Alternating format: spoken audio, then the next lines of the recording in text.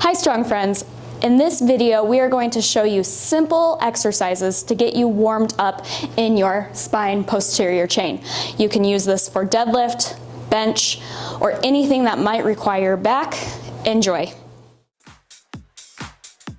In this video, we're going to show you controlled articular rotation of the spines.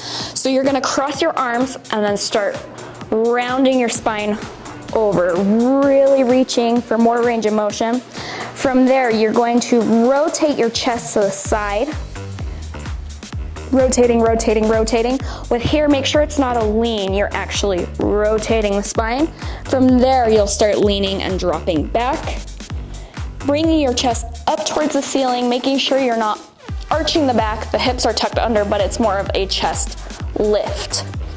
From there, you're gonna keep going over, rotating that chest to the side, dropping it down till you come back to that starting position. Then you are going to reverse.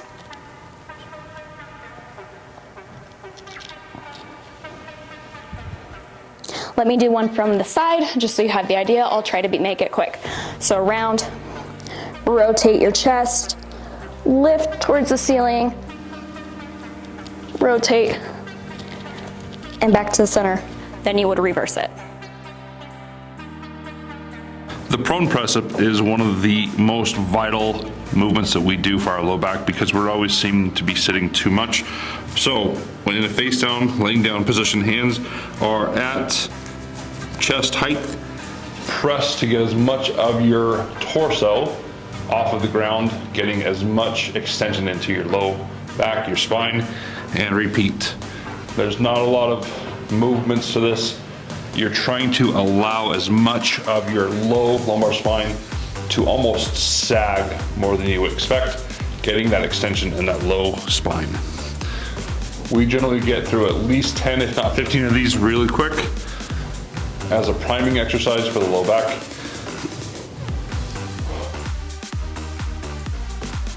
This exercise or warm-up is called the irradiated cat-cows.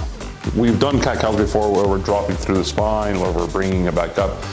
The difference here is you're really trying to keep most of that to here, and you're really trying to utilize the actual musculature to pull or push your spine into different directions.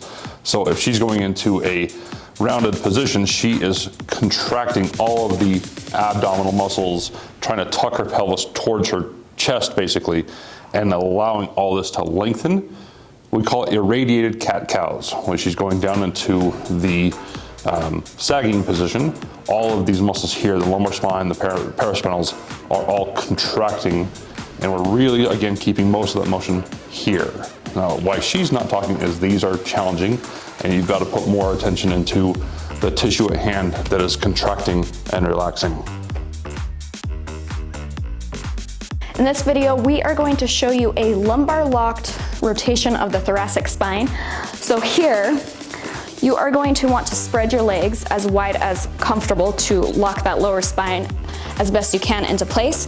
You're gonna find an object where you can comfortably lean forward and put a hand on it. If you need something a little bit higher up, find something like a box or a bench, okay? From here, you're going to wrap your free arm around your rib cage, and you are going to look where you're going with your eyes and your head and rotate, making sure that you're not leaning into it, keeping that still and rotating as far as you can.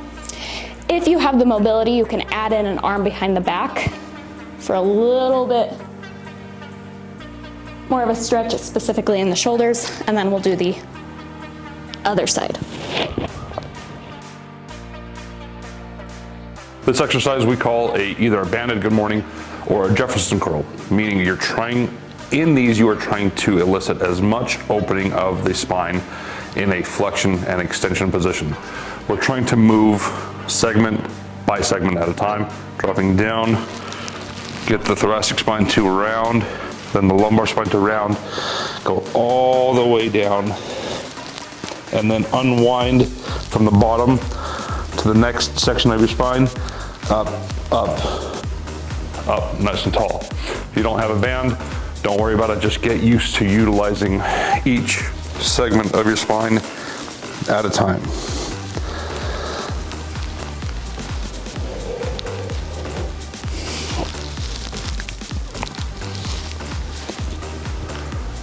There you go.